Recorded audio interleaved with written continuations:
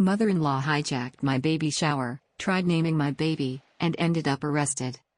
I am 29, married to my wonderful husband, Gary, and currently pregnant with our first child. It's been a journey filled with excitement and challenges, but every step brings us closer to meeting our little one. Gary and I have been together for years, and his unwavering support during my pregnancy has strengthened our bond even further. We've been eagerly planning for the baby, setting up the nursery, and imagining our future as parents. 2 months ago, we decided to share our pregnancy news with our families. After waiting until the first trimester passed, we invited everyone for lunch to reveal the surprise. While my family was overjoyed, Gary's mother, Barbara, had a completely different reaction. Instead of celebrating, she was offended that we hadn't told her sooner. She accused me of intentionally excluding her, despite my explanation that we wanted to ensure everything was safe before announcing the news. Her bitterness cast a shadow over what should have been a joyful moment.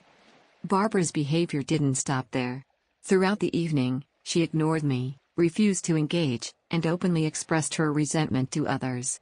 She even berated Gary, claiming I was controlling him and that she deserved to know about the pregnancy from the start.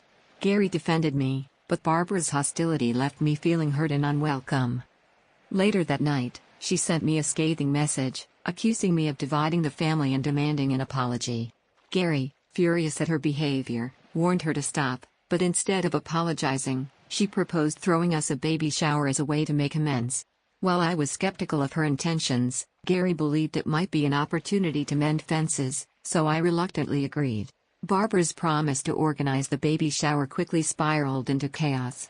She planned the entire event without consulting me, from the decorations to the guest list. When my mother tried to offer input, Barbara dismissed her, claiming the details were a surprise. On the day of the shower, I walked into a room that looked nothing like what I'd envisioned. The decorations were brown and beige, an odd and drab safari theme. To make matters worse, she had created a massive banner featuring Gary's baby pictures, turning the event into a bizarre tribute to her son rather than a celebration of our baby.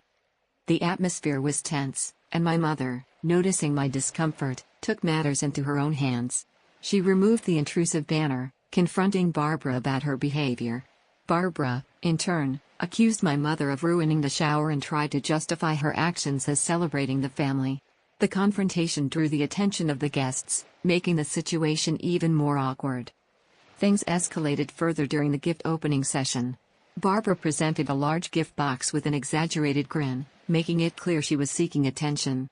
Then, during the cake cutting, she made a shocking announcement: she had chosen a name for our baby. Without consulting us, she declared the baby would be named after her great-grandmother, a name straight out of the Victorian era. When I politely explained that Gary and I wanted to choose the name ourselves, Barbara lashed out, accusing me of being ungrateful and disrespectful. She even claimed that since Gary's sperm created the baby, she had a say in the name. Barbara's behavior became increasingly aggressive, and she began yelling at me in front of everyone. My mother stepped in to shield me, but Barbara's tirade continued, with her hurling insults about my upbringing and accusing me of dividing the family. The situation reached a breaking point when she grabbed gifts from my hands and threw them to the ground, accusing me of being a witch trying to come between her and her son.